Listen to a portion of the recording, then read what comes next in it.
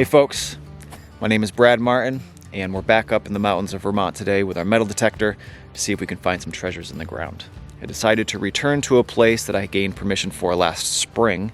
It's an old horse farm from the early 1800s. I've been here one time. I did make a video and I found some pretty cool things, some old coins and actually an old wax seal matrix with an image of a horse on it.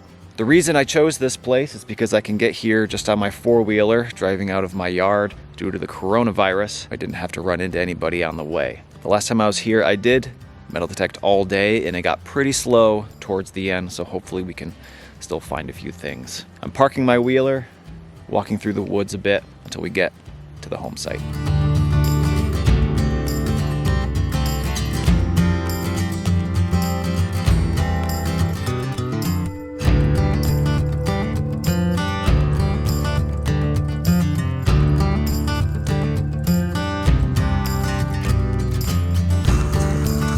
I was walking through and I thought I heard a bunch of crows screaming, but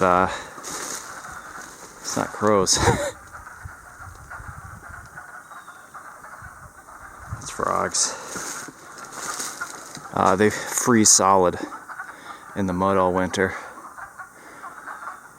And there's still some snow in some areas, but they must have just woken up.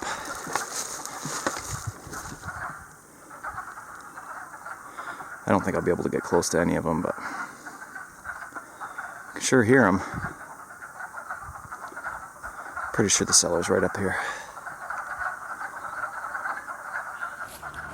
All right, well, we made it. And I was thinking the last time I was here, I really spent the majority of the time focusing on the area right around the foundation of the building. And since this was such a large farm with lots of stone walls and areas for the horses to be, decided I'm going to do some wandering today around those fields and see if maybe I can find a few things lost out there. Probably a lot of horse tack, but we'll see. I'm going to get my metal detector out, see what we can find. Okay, well, I'm not sure what this is. I think that it's, a piece of horse tack of some kind. This must be what the really good target that I got was. A lot of times, even though this is iron, circles will give off good targets for the metal detector, but I'm wondering if this is, there's another ring right there. I get it out first. I think that this is a hame, right? For a horse. Solid. It's been in the ground for 150 years plus, and still, you can put some new wood on there and give it a go. I'm not going to carry this out. I'm going to let the landowner know where it is. He wants to come out and get it. That's up to him. But this is, if I carried out every single piece of iron that I found out here, I would have to bring my own horse out here to carry all my stuff. Well, it's kind of snowing now. Oh well. So I just found something kind of interesting. I'm trying to find my flashlight. I didn't film the digging of it because I thought for sure it was going to be a shotgun shell, but it appears to be a small brass copper disc. It's not round, as you can see. And I'm trying to figure out what the heck it might be. If it's a button, I don't know. So I'm gonna really kind of rub it with my toothbrush, get my high-powered flashlight out. I want to say it's a coin. It's the right thickness for a coin. It appears to have details on it, but I can't tell what they might be. So this is going to have to remain a mystery, I guess. It's like a flattened, squished coin or something. Don't know. Maybe we'll be able to get it cleaned up more at home, but if not, then it's a mystery. Well, I just got a pretty good target. Wound up being this brass, probably horse tack buckle. And check it out. It has leather still on there. And I've mentioned this in a few of my videos. I read it in a comment, and then I started repeating it, and I finally looked it up. Copper has natural antimicrobial properties, and it will protect leather from decomposing if there's still leather, on a piece of brass or Pure copper is even better, but isn't that cool? This probably 150-year-old leather is still there, still hanging on. And this buckle could probably be put back to work. Since it's all brass, I'm sure that it's not compromised much. Maybe light duty. Really, really cool. Okay, I don't care what else I find today. This has got to be the find of the day. This is the coolest little hatchet head I have ever seen in my life. Look how small it is. I have never been so excited about a little hatchet head before. Look how absolutely tiny this thing is. And it's all intact. We're going to be able to rehang this thing. That thing is awesome. It's so small. It's so small. I don't know. I'm going to have to make a handle from scratch because there's no way you can buy one that small. That is incredible. Awesome. A few years ago now, I have a video where I mentioned that oftentimes when I find an axe head, I'll leave it at the home site and then let the landowner know where it is so that he can come retrieve it. And boy, do I regret saying that. Because now, at least once a week, sometimes more, I get an email from somebody asking for axe heads. And what you have to keep in mind that the vast majority of these axe heads that I find out here from the many, many logging operations over the years in Vermont are broken or busted or smushed. They were used as a wedge, hit with a sledgehammer in the back, and are just completely obliterated. And those are the ones that I usually leave at the home site so I don't have to carry them out. If I do happen to find one that's really nice, either I bring it home and put it back on a handle, or the landowner asks to keep it. I've already spoke to the landowner here, and they said that everything I find I can keep. So this one is definitely staying in my collection and getting put on a handle. So if you see this video before that other one, sorry, but I'm not going to mail you any axe heads. Let's keep going and see if we can find a few more things.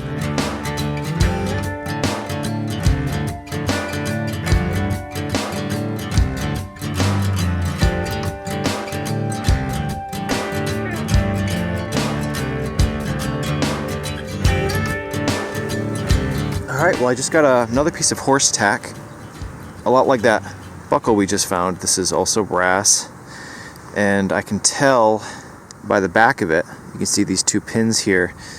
These were affixed to this to leather, probably a saddle. And what I'm wondering, I haven't really looked at the other side yet, is if there's going to be a design on this. Can't quite make one out. I'm gonna get some water and spray this.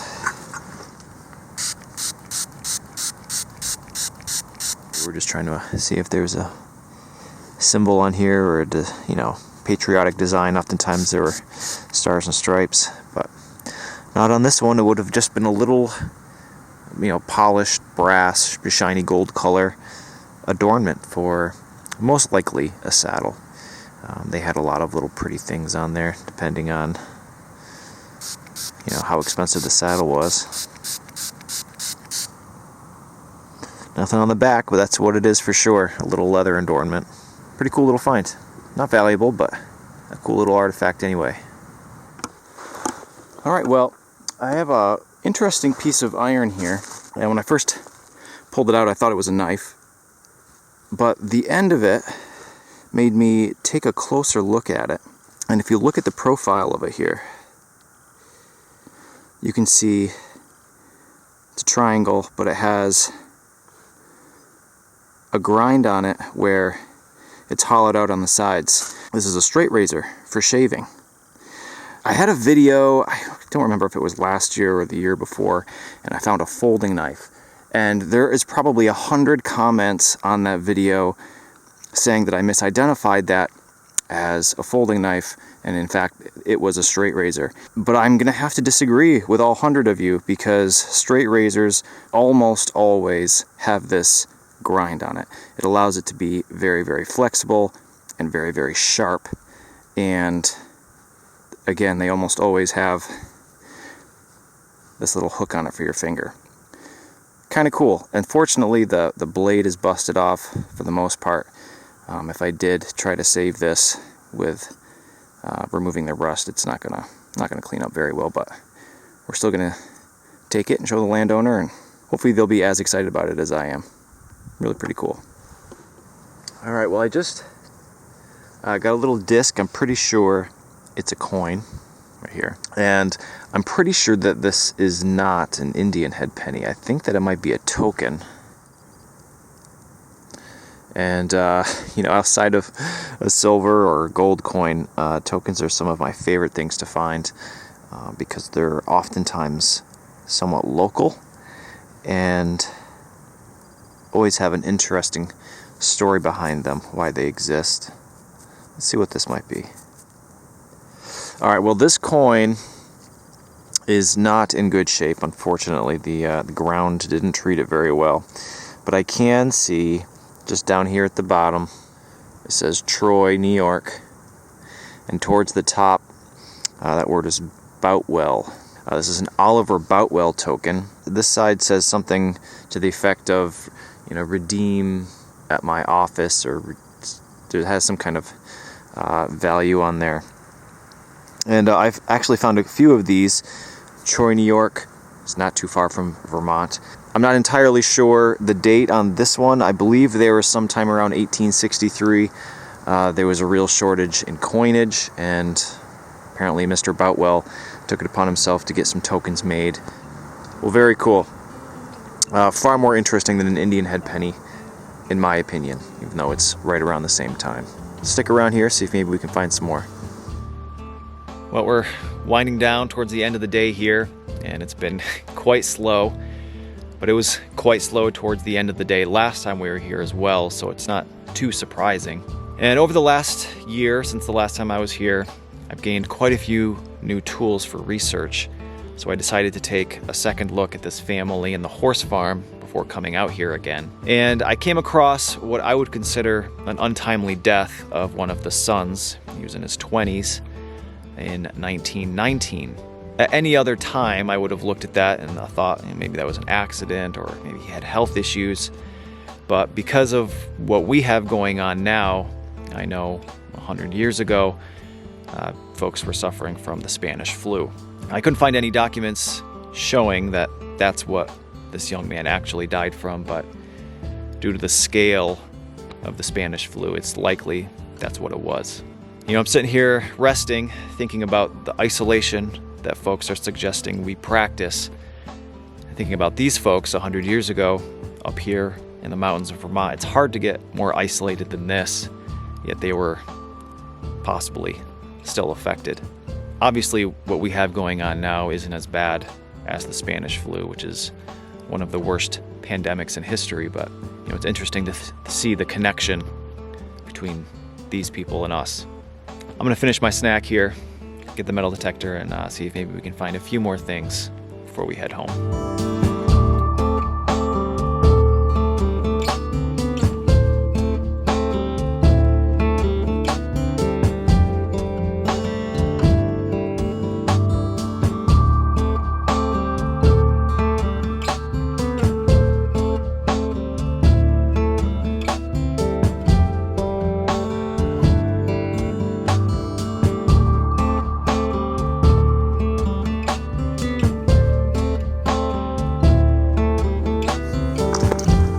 I just got another button, and I just thought I would do a button check here because I found a few. None of them were very notable, so I haven't really mentioned them until now. This is what I've got so far. 1, 2, 3, 4, 5, 6 previously found so far today, and I just found another one. This one being slightly different in that it is a 2-piece button. So as you can see, those others were just a flat piece of metal. This one is assembled with 2 pieces. And this probably has a legible back mark, hopefully. I'll have to wait till later to make that out. There's a little design on the front. What do we have here? That's cool. Not military, it's just a pretty civilian. I almost wonder if that's a lady's coat button or something.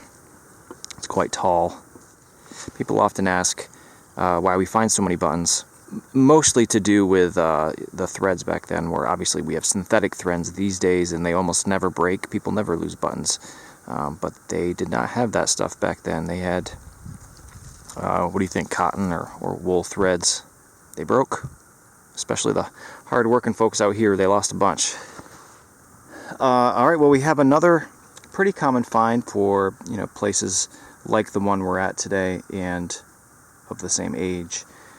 It was a pretty good target. Wound up being a piece of brass here, nice and green. And this, anybody know? People have seen my videos or other metal detecting videos. This is what's called a toe or a heel tap. It went on the end or on the heel of a shoe or a boot. A lot of times they actually have a patent date right on the end. It does not appear this one does, but you can use that patent date. Google has a patent database that goes for the US, probably other countries as well, that for the US it goes way back into like the 1700s. The technical drawings, explanation from the inventor, it was designed for the end of a shoe to replace or cover the leather to prolong the life, because the toe and the heel is what would wear out first. It's kind of cool though. Something that we don't have anymore, but was pretty common back then. A lot of people avoid, very, very heavy areas with iron because, oftentimes it's mostly nails or just sheet metal and stuff. But I'm really kind of taking my time and going through and seeing if I can find anything interesting, any old tools or whatever. And I got a little high squeak, which was the brass part of this. Do you know what this is? Yeah, it's a padlock. Unfortunately, it looks like the bar here is gone, but it does have a brass keyhole. It doesn't look like there was ever a keyhole cover. Sometimes they have this thing that slides down in front, but it does look like we have a brand name on here, so I'm going to see if I can read that. No, it looks like it says patent patent twice, maybe. Still interesting, makes you wonder what they were locking up. Was it on a door? Was it on a gate? Very cool. Interesting shape too. Never seen one quite like that. All right, folks, we're going to call it a day. It was very slow, and the finds weren't exactly extraordinary, but we got outside. We got to do some metal detecting at a interesting historic place, and we found quite a few pretty cool things, a few of which I've never found before, so we're going to call it a win. Get everything laid out here on a rock. Let's take a look at it all. Somewhat as expected, a ton of little horse tack buckles. This other piece of likely horse tack, I'm not exactly sure what part of a harness that would be, but maybe some folks out there that know something about horse harnesses can let me know. We did find a harmonica reed plate, straight razor, let's see, 1, 2, 3, 4, 5, 6, 7 buttons, a thimble, or what I'm calling the find of the day. This is just so cool. It's just so absolutely tiny. Hatchet head, our padlock, toe tap, saddle adornment, and our one and only coin today. It's a small cent token, Oliver Boutwell. And this little mystery piece of copper, like I said, I'm going to try to get that cleaned up as much as possible when I get home and see if maybe we can identify what the heck it is. All in all, slim pickings, but some of these things are very, very cool. I'm pretty excited about the axe head especially. All right, folks, I want to thank you again for watching. I hope everybody stays healthy and that by the time you see this, the whole corona pandemic is behind us. I'm going to go try to find my four-wheeler now and head home. And I hope you'll join me next week up here in the mountains of Vermont looking for treasure.